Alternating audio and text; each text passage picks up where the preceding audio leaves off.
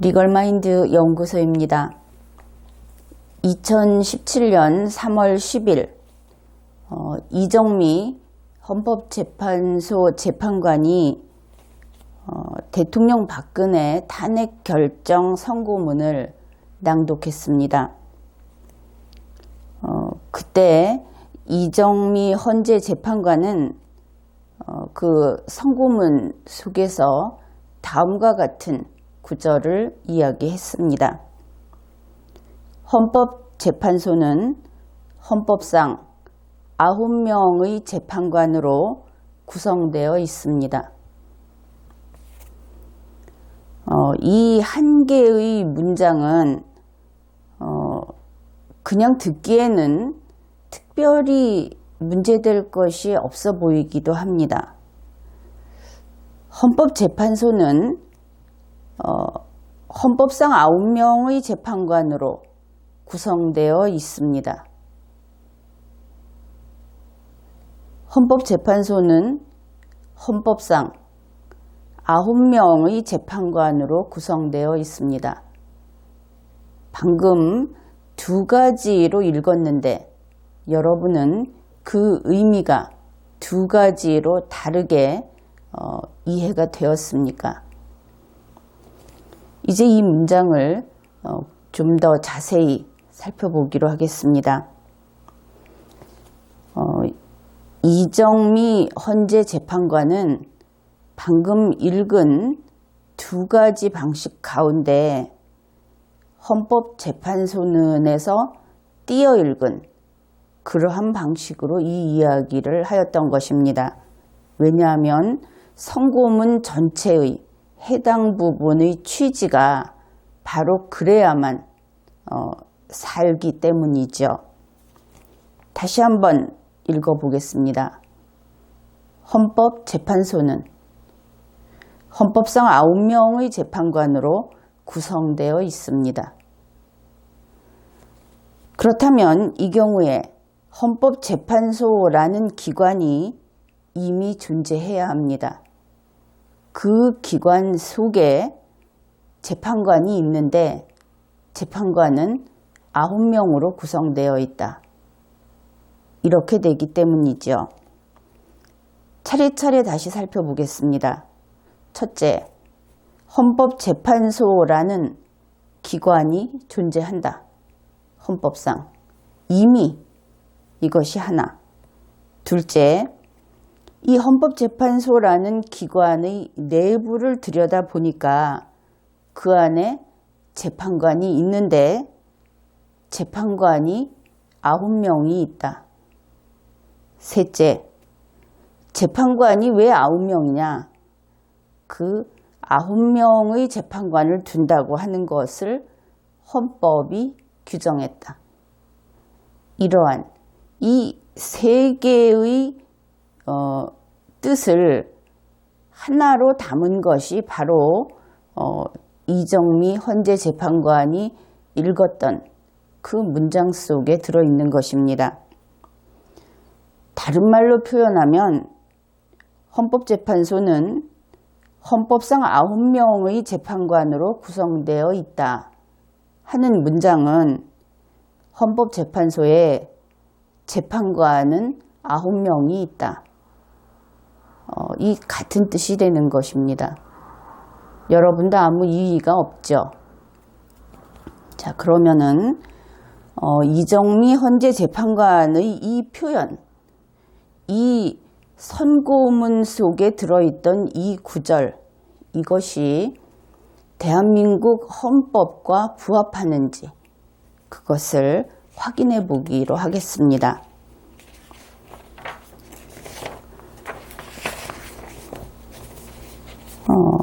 우리 헌법은 제6장에서 헌법재판소를 규정합니다.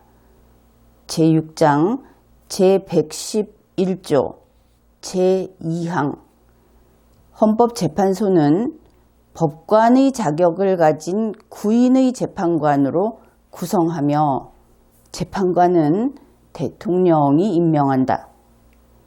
바로 이 구절을 그런 식으로 풀이를 한 것인데 여기에서 우리가 살펴볼 부분은 전단입니다. 그러니까 헌법재판소는 법관의 자격을 가진 구인의 재판관으로 구성하며 이 부분입니다. 그러면은 이 구성하며 라는 표현이 우리 헌법에는 그 통치기관을 규정할 때도 동일하게 자주 쓰는 그러한 법문입니다. 헌법재판소는 당연히 통치기관이 아니죠. 그러니까 여러분이 흔히 알고 있는 삼권 분립이라고 할 때 삼권이 아닌 것입니다. 그러니까 헌법재판소는 통치기관보다는 하위에 있는 그러한 국가 조직입니다. 가장 중요한 국가기관이 바로 통치기관인데 우리 헌법은 통치기관을 규정할 때는 어떻게 했을까? 그 조문을 살펴봄으로써 이 헌법재판소에 대한 조문을 더 명확히 이해할 수 있게 될 겁니다. 먼저 국회를 살펴보죠. 헌법 제3장에서 규정합니다. 국회는 물론 통치기관이기 때문에 입법권을 헌법이 부여하고 있습니다. 제40조 입법권은 국회에 속한다. 그러니까 국회는 입법권을 행사하는 통치기관이다 하는 것을 헌법이 직접 규정했죠. 제41조 제1항 국회는 국민의 보통, 평등, 직접 비밀선거에 의하여 선출된 국회의원으로 구성한다. 여기에서 국회는 무엇으로 구성합니까? 국회는 국회의원으로 구성하지요. 그러면 국회는 어떤 국회의원으로 구성합니까? 국민이 선출한 국회의원으로 구성합니다. 또 국민이 보통, 평등, 직접, 비밀 선거에 의하여 선출한 국회의원으로 구성합니다. 이 모든 요건에서 단 하나라도 빠지면 헌법상의 효력이 없습니다. 그렇다면 국회는 국민이 이러한 선거 원칙을 지켜서 선출한 국회의원으로 구성합니다. 다시 말해서 비례대표 국회의원은 국회를 구성하지 못합니다. 헌법의 의미상 분명하죠. 제2항입니다. 국회의원의 수는 법률로 정하되 200인 이상으로 한다. 따라서 국회는 국회의원이 200인 이상 있어야 합니다. 다시 말해서 국민이 선출한 보통평등 직접 비밀선거로 선출한 200명 이상의 국회의원이 있어야 국회를 구성합니다. 이것은 분명하죠. 만일 이렇게 선출한 국회의원이 200명이 안 된다, 숫자가 그보다 적다 하면은 아직 국회는 구성되지 않은 것입니다.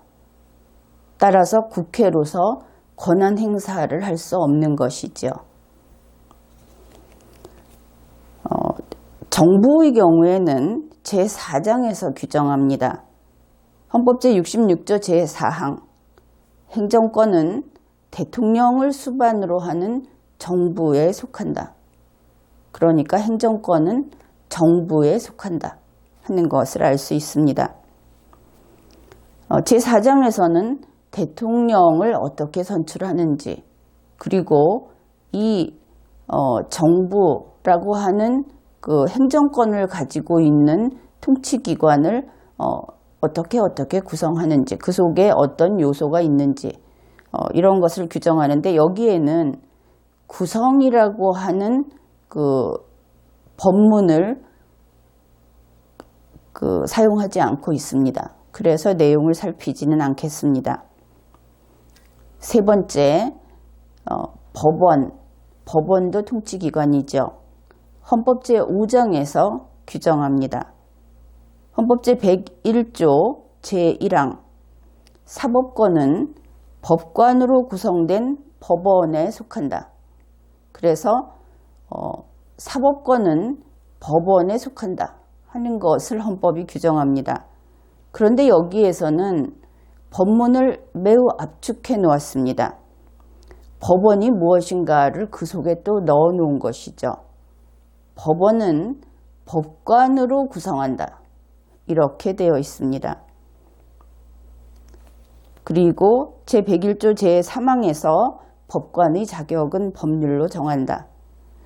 따라서 이 법원이라고 하는 통치기관도 법관이 전혀 없게 되면 그러면 법원이 구성되지 못합니다. 이 경우에 법원은 법원의 조직에 대해서도 헌법이 별도로 규정을 하고 있습니다. 그러나 그 부분은 구성과는 별개이기 때문에 이곳에서 다루지는 않겠습니다. 그래서 3개 통치기관의 경우에 구성된다 하는 것을 헌법이 규정하고 있다 하는 것이죠. 이제 제6장에서 규정하는 헌법재판소를 다시 보겠습니다. 헌법 제111조 제2항 헌법재판소는 법관의 자격을 가진 구인의 재판관으로 구성하며 지금까지 앞에서 통치기관의 경우를 보게 되면 국회의원이 200인 이상이어야 한다 하는 규정이 있었습니다. 그래서 국회의원이 200인이 안 되면 국회가 구성되지 않는다. 여기에 대해서는 과거 자료를 찾아보아도 많이 있고 국민 여러분도 별다른 불분명해서 곤란한 그러한 일을 겪지 않았을 겁니다. 그런데 헌법재판소의 경우에는 국민들하고 그렇게 친숙한 곳도 아니고 또 통치기관도 아니고 변방의 기관이다 보니까 그렇게 관심을 갖지 않았을 수 있습니다. 이 조문을 이제는 여러분도 해석할 수 있겠죠. 헌법재판소는 재판관으로 구성된다. 이렇게 되죠. 그 의미가. 그런데 어떤 재판관으로 구성되느냐? 법관의 자격을 가진 구인의 재판관으로 구성된다. 구인이라고 딱 못 박아 놓았습니다. 따라서 재판관 구인이 없으면 9사람이 없으면 헌법재판소가 구성되지 못합니다. 아직 헌법재판소가 아닌 것이죠. 9명이 되지 못하면. 그러면 헌법재판소로서 권한을 행사할 수 없는 것입니다. 이 부분은 앞에서 소개한 국회의 경우하고 동일합니다. 이제 이정미 헌법재판소 재판관이 발표를 했던 그 문구를 다시 한번 살펴보겠습니다. 헌법재판소는 헌법상 9명의 재판관으로 구성되어 있다. 이 의미는 헌법재판소에는 재판관을 둘 때 9명을 둔다 하는 뜻이 되겠죠. 거기에 비하여 헌법 제111조 제2항 전단은 헌법재판소는 법관의 자격을 가진 9명의 재판관으로 구성하며 이렇게 되어 있습니다. 따라서 법관의 자격을 가진 구인의 9사람의 재판관이 있어야 헌법재판소가 구성된다. 이런 뜻이 되는 것이죠. 9명의 재판관, 그 자격을 갖춘 9명의 재판관이 없으면 헌법재판소가 구성 안 된다 하는 뜻입니다. 여기에서 구성하다라는 말을 좀 검토해 보기로 합시다. 가령 달릴 수 있는 자동차, 도로를 달릴 수 있는 자동차를 어떻게 구성하는지 그 이야기를 해보죠. 자동차의 재료, 그것을 엔진, 바퀴, 차체, 그리고 운전을 할 때 사용할 수 있는 그 조작하는 기기, 이렇게 한번 생각을 해봅시다. 이 재료를 요소라고 부르면 좋겠습니다. 이 요소들을 가지고 구성을 하게 되죠. 이것이 바로 구성이라고 하는 단어의 사전적 의미입니다. 요소를 가지고 큰 덩어리를 만드는 것. 그것을 만들었을 때 구성했다. 이렇게 이야기를 하는 것인데, 방금 예를 든 그 요소를 가지고 구성을 하게 되면 자동차로 됩니다. 우리가 그것을 자동차의 요소로 잡았으니까. 그래서 구성을 하게 되면 자동차가 존재하게 됩니다. 그전에는 요소만 있었는데, 따로따로 떨어진 요소가 있었는데 자동차로 존재하게 되는 것이죠. 이렇게 구성이 돼서 자동차로 된 후에만 그것은 구성된 바로 그 물체는 달릴 수 있는 것입니다. 만일 구성이 되지 않아서 자동차로 안 되었다면 자동차는 아직 존재하지 않게 되겠죠. 아직 존재하지 않는 가상의 자동차는 달릴 수 없습니다. 여기에 모두 동의하시죠? 자, 헌법 제111조 제2항을 다시 보겠습니다. 헌법재판소는 법관의 자격을 가진 구인의 재판관으로 구성한다. 이제 좀 더 눈에 보이듯이 내용이 정리가 될 것입니다. 법관의 자격을 가진 구인의 재판관이 없으면 헌법재판소는 구성 안 된 겁니다. 존재하지 않는 겁니다. 바로 이것은 헌법재판소가 그 이름은 비록 재판소이지만 재판권이 없고 심판을 하는 곳이고, 그렇기 때문에 이 조직, 이 기구라고 할지 이 헌법재판소의 성격, 우리나라의 헌법에서는 다른 나라의 경우와 매우 다르게 독특하게 그 법적 지위를 지니고 있는 것이 헌법재판소입니다. 바로 그렇기 때문에 헌법은 구인의 재판관으로 구성한다고 규정을 한 것입니다.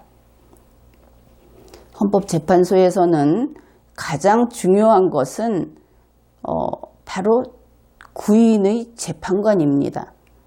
헌법재판소의 장, 근래에 말이 많은 한간에서는 소장이라고 잘못 부르고 있는 그 헌법재판소의 장은 별 의미가 없습니다.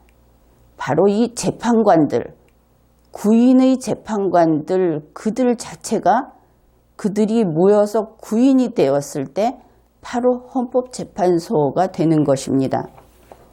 헌법재판소는 여러분이 찾아가서 볼 수 있는 그 건물하고는 아무 관계가 없습니다.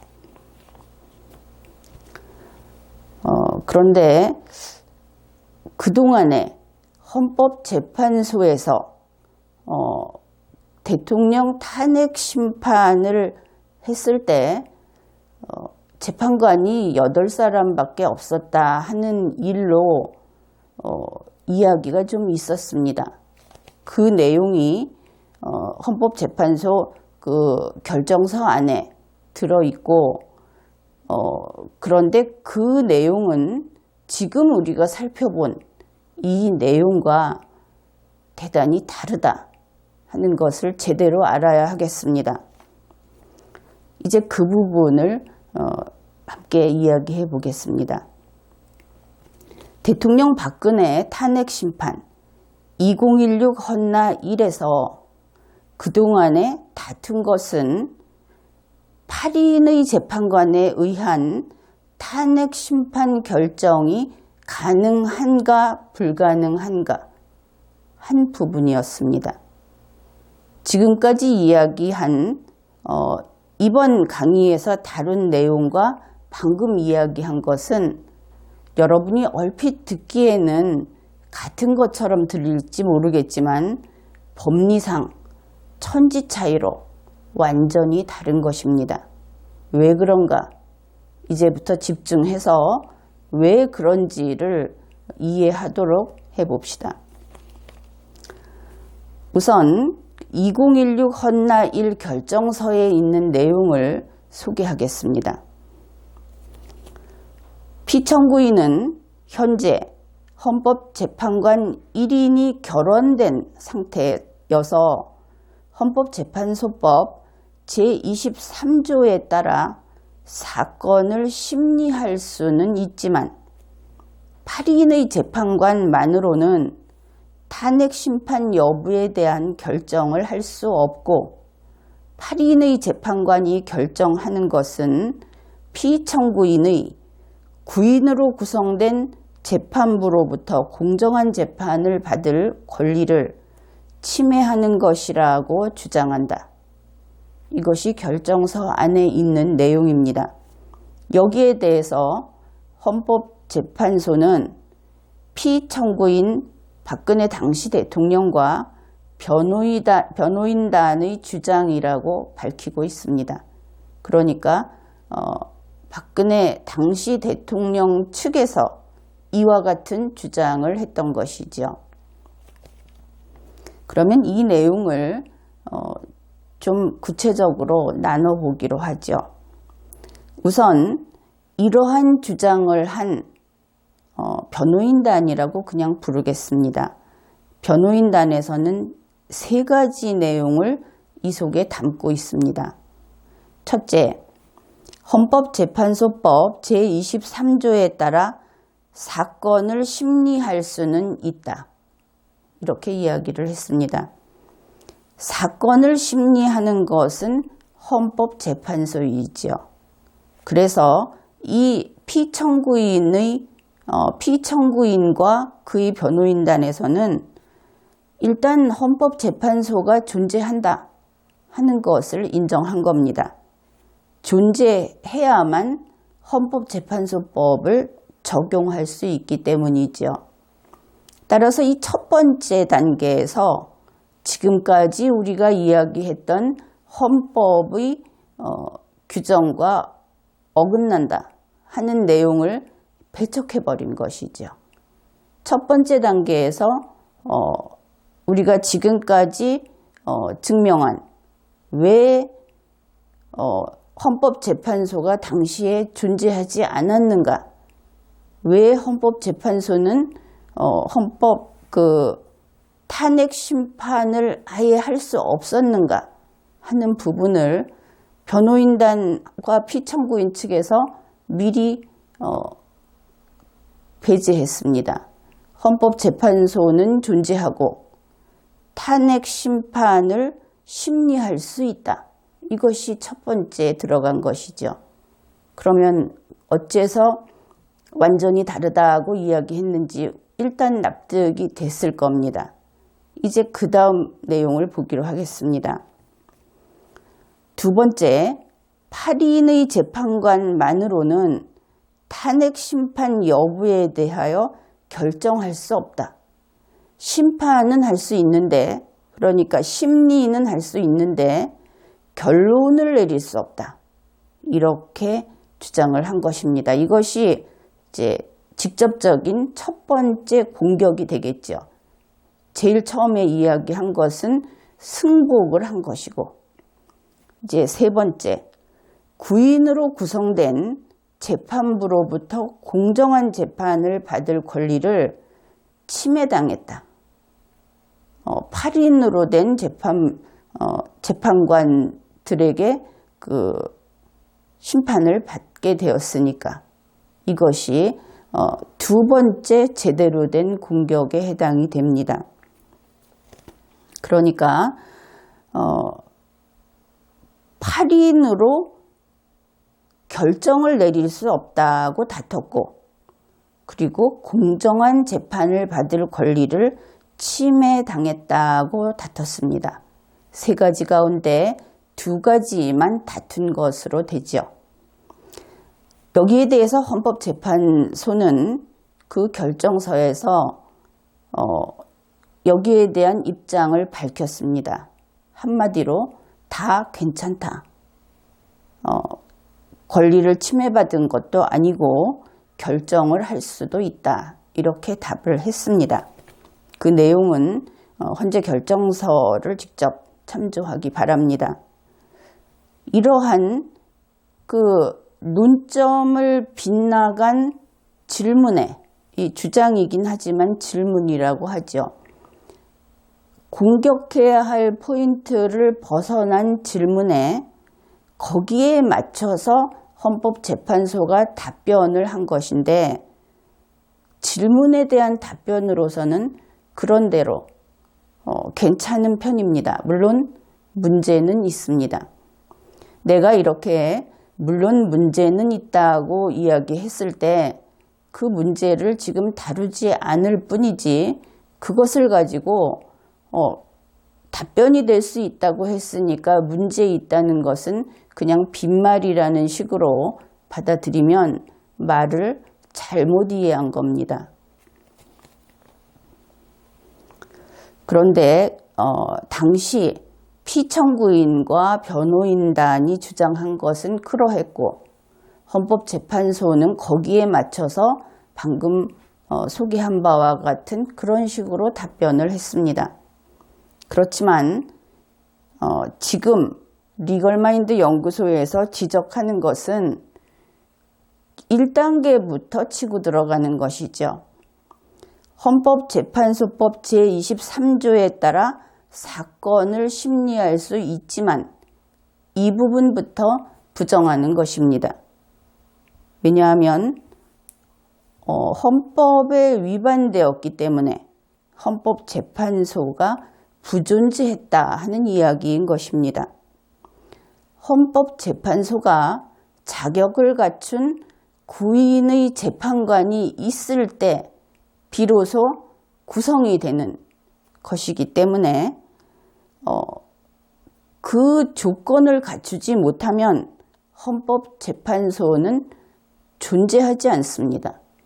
그리고 헌법재판소 법은 헌법재판소가 존재하기 전까지는 작동할 수 없습니다. 그러니 헌법재판소 법은 멈추게 되고 효력이 발생하지 않는 것이죠. 물론 헌법재판소 역시 작동할 수 없습니다. 존재하지도 않는데 어떻게 작동을 하겠습니까? 그런데 대한민국의 헌정사에서 헌법재판소가 앞에서 소개했던 집행정부나 입법정부, 사법정부처럼 그런 식으로 헌법재판소는 일단 있고 그 안에 있는 조직은 이렇게 구성된다 하는 식으로 규정한 예가 딱 한 번 있었습니다. 흔히 제2공화국이라고 부르던 시대, 그러니까 1960년 6월 15일 제3차 개정헌법에서 그렇게 규정을 했습니다. 그 내용을 소개하겠습니다. 제3차 개정헌법 제83조의 4 제1항 헌법재판소의 재판관은 구인으로 한다. 이 법문을 다시 풀어보겠습니다. 헌법재판소의 재판관은 구인으로 한다고 했을 때 헌법재판소가 일단 있죠. 헌법재판소는 헌법이 이미 존재하는 것으로 규정하고 있는 것입니다. 그리고 재판관은 구인으로 한다. 이것은 헌법재판소라는 기관이 있는데 그 기관의 재판관의 수는 구인으로 한다. 이런 뜻인 겁니다. 따라서 이정미 헌법재판소 재판관이 탄핵결정 선고문에서 밝힌 내용은 현행 헌법의 제111조 제2항이 아니라 제3차 개정 헌법 제83조의 4 제1항의 내용과 부합한다. 이렇게 볼 수 있겠습니다. 지금까지 이야기한 것을 정리하죠. 2017년 3월 10일 현재 대한민국에는 헌법재판소가 구성되지 않았습니다. 대한민국의 헌법 제111조 제2항 전단에 의한 헌법재판소는 존재하지 않았습니다. 따라서 대통령 박근혜의 탄핵심판 결정은 존재하지 않는 기관이 헌법이 부여하지 않은 권한을 행사하여 내린 결정이기 때문에 무효입니다. 그리고 그것만이 아니라 지금까지 헌법재판소가 헌법 제111조 제2항에 따라 구성되지 않고 있습니다. 따라서 헌법재판소가 구성되기 전에는 헌법재판소의 모든 심판을 멈추어야 합니다. 물론 건물을 관리한다든지 식당을 운영한다든지 하는 것은 해도 좋습니다. 아직 헌법재판소를 폐지한다는 그러한 헌법 개정은 없었으니까 말입니다. 이 내용을 제대로 잘 듣고 바르게 이해하기 바랍니다. 이번 회에는 여기까지 하겠습니다.